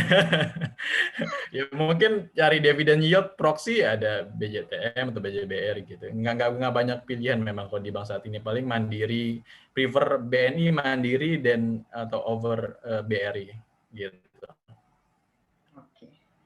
Nah ini ada pertanyaan lagi tadi padahal udah disebut ya dari Ciaci. Ini kapan Pura akan membagikan dividen? Tadi 2024 2025 ya Pak Arya?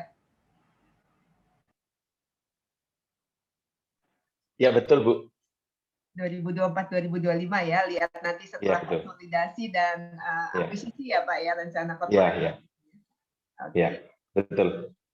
Terus dengan pemaparan yang disampaikan oleh Pak Ariel tadi untuk nilai fundamental dan teknikal Pura di tahun 2021 ini akan seperti apa nih? Terus prediksi untuk nilai saham Pura di 2021 seperti apa? Ini kayaknya mestinya Agung yang jawab kali ya.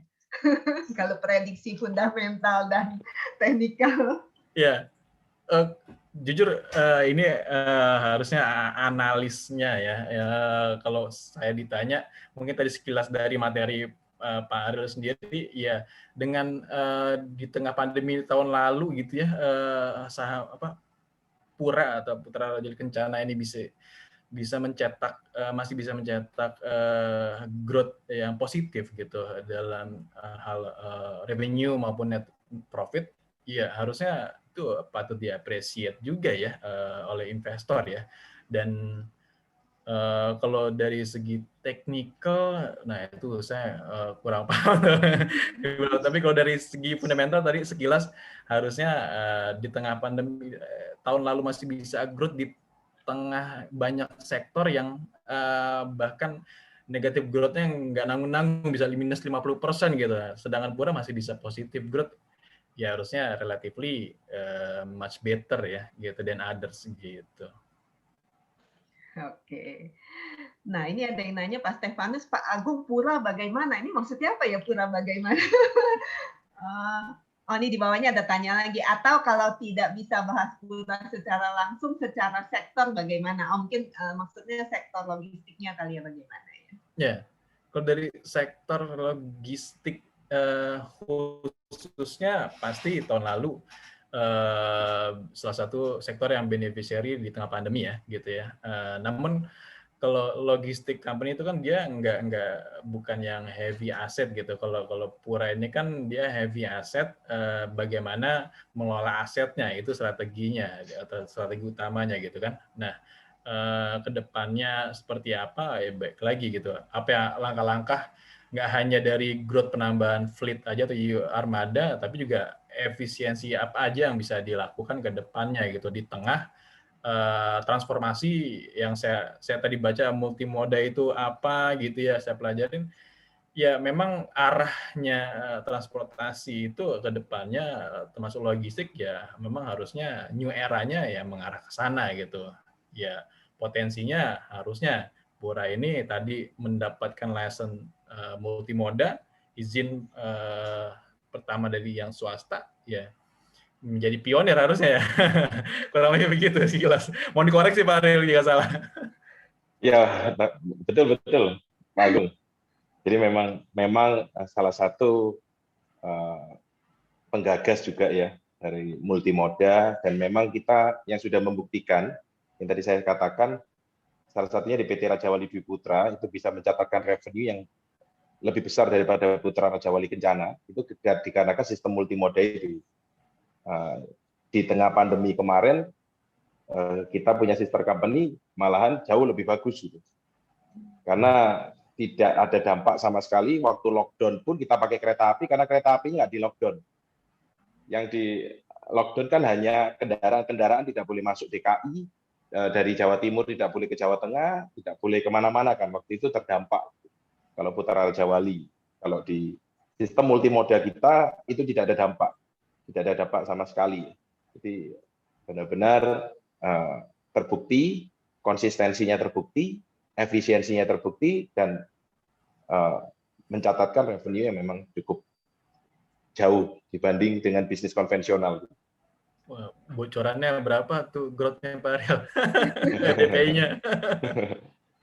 Jauh di atas Pura. Oke. Pak, ini dari Alex, Pak Agung minta tolong info titik rawan level IHSG yang patut diwaspadai dong. Terima kasih sebelumnya.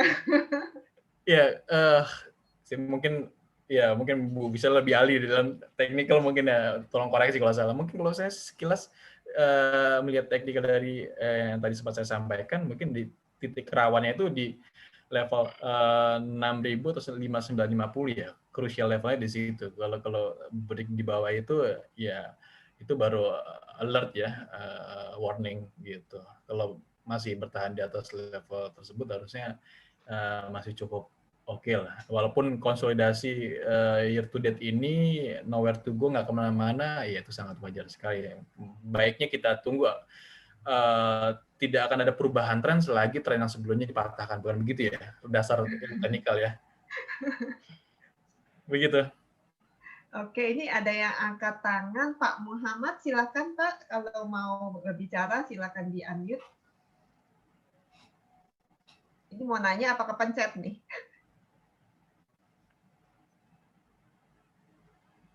Kayaknya kepencet mungkin ya. Ini Pak, ada dari Pak Denny Halim, bagaimana dengan sektor konstruksi? Oke.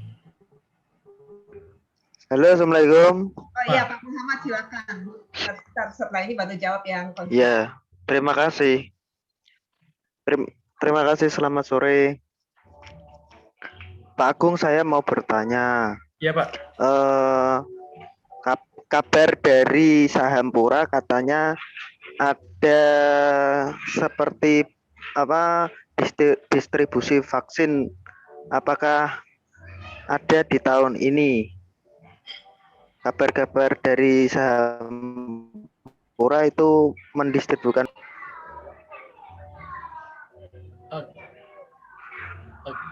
Oke, tadi kayaknya sudah dijelaskan sama Pak Ariel ya, masih dalam perbincangan dengan pemerintah ya Pak Ariel ya, untuk masalah. Ya betul Bu.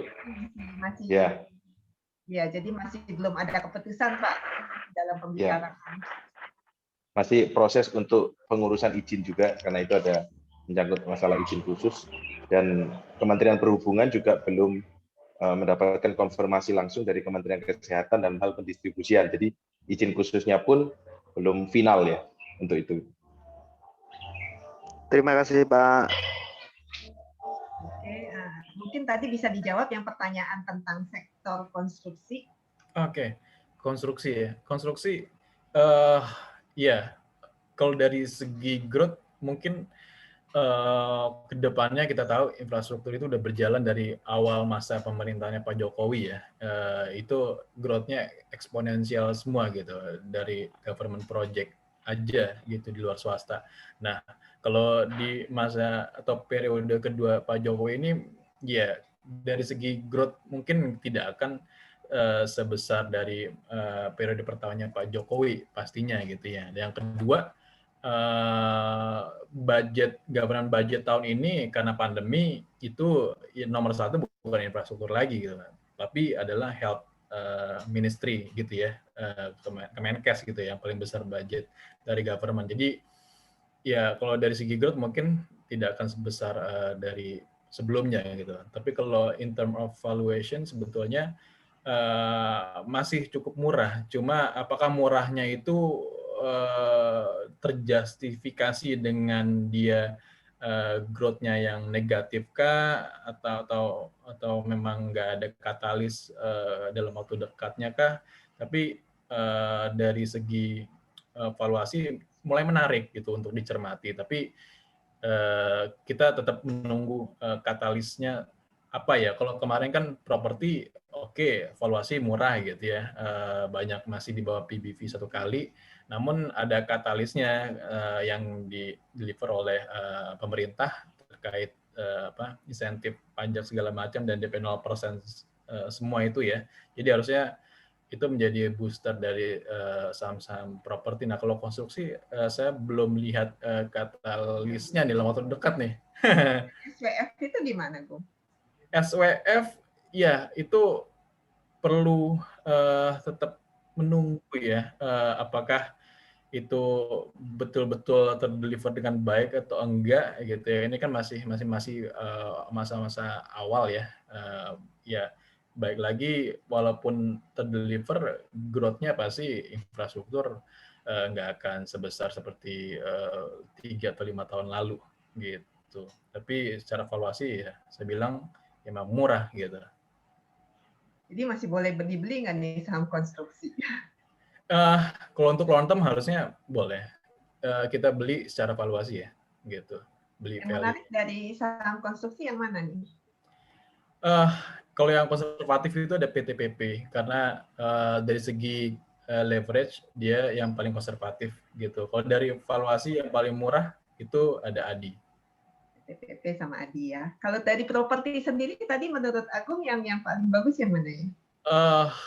Pilihannya beberapa sih. Kita dengan yang pemerintah lebih mengedepankan yang rumah terjangkau atau affordable, ya mungkin yang diuntungkan yaitu portofolionya dari Ciputra gitu, karena dia segmennya lebih tersebar ya gitu. Kalau sedangkan kita lihat dari valuasi yang paling murah ada Alam Sutra, yang ketiga yang paling aman dan paling konservatif itu ada Pakuwon recurring income-nya paling besar.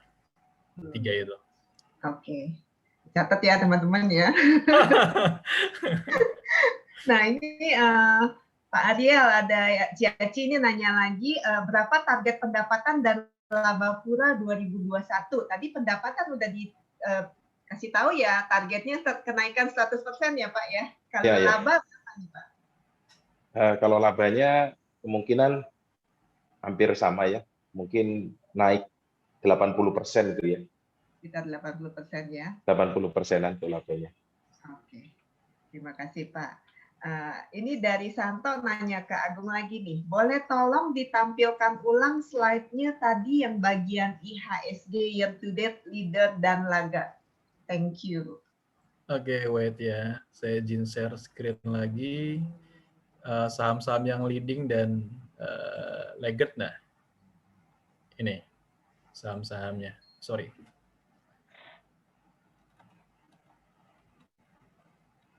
Ya, ini. Kelihatan ya? Jadi Kelihatan. yang leading itu ya saham-saham bank digital, mungkin yang familiar dari top 20 movers di year to date ini mungkin bisa dihitung dengan jari ya. Hanya mungkin ada BRI gitu ya, ada Mandiri, ada Telkom, Antam, Beris, ya Beris itu juga udah valuasinya sangat mahal gitu ya. Ya nggak terjustifikasi dengan fundamentalnya. Ada Tower yang cukup baik gitu. Ini sedangkan yang laggard lebih banyak Nama-nama yang kita kenal ya yang lagi. iya. Jadi saham-saham large cap yang familiar justru ada di sebelah kanan nih yang laggard.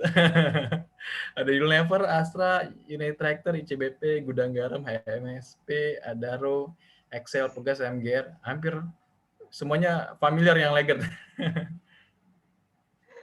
Jadi ada kemungkinan enggak, tapi masih tadi kata Agung juga consumer masih belum terlalu menarik ya. Ya, untuk tahun ini dengan kita temanya masih salah satu pilihannya adalah komoditas, harusnya ya kebalikan ya, inversely correlated terhadap tema komoditas tersebut, yakni consumer good, jadinya ya kita lebih cenderung underweight gitu. Paling ke retailnya aja ya tadi ya. Alternatifnya ya begitu. Oke, kayaknya sudah tidak ada pertanyaan lagi. Terima kasih kepada Pak Ariel dan timnya, juga kepada Agung untuk hadir di acara Solve hari ini. Mungkin kita foto bareng dulu ya sebelum disudahi. Lex bisa minta tolong, Lex, ini yang lain fotonya boleh dibuka kameranya biar kita bisa foto bareng.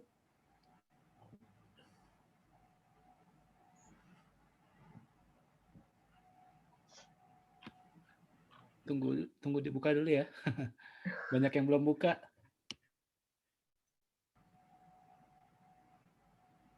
Ayo, jangan malu-malu, malah pada kabur nih. Tadi mestinya sebelum pertanyaan ya fotonya ya. Disuruh foto pada kabur. Oke, ya, tahan ya. 1, 2, 3. Oke, satu lagi. Satu lagi, coba lihat di slide berikutnya. Tahan, 1, 2, 3. Oke, udah. Oke. Thank you, Pak Alex. Thank you. Terima kasih, Bu Stella. Terima kasih, Pak Ariel. Ya, terima kasih semua. Thank you semua.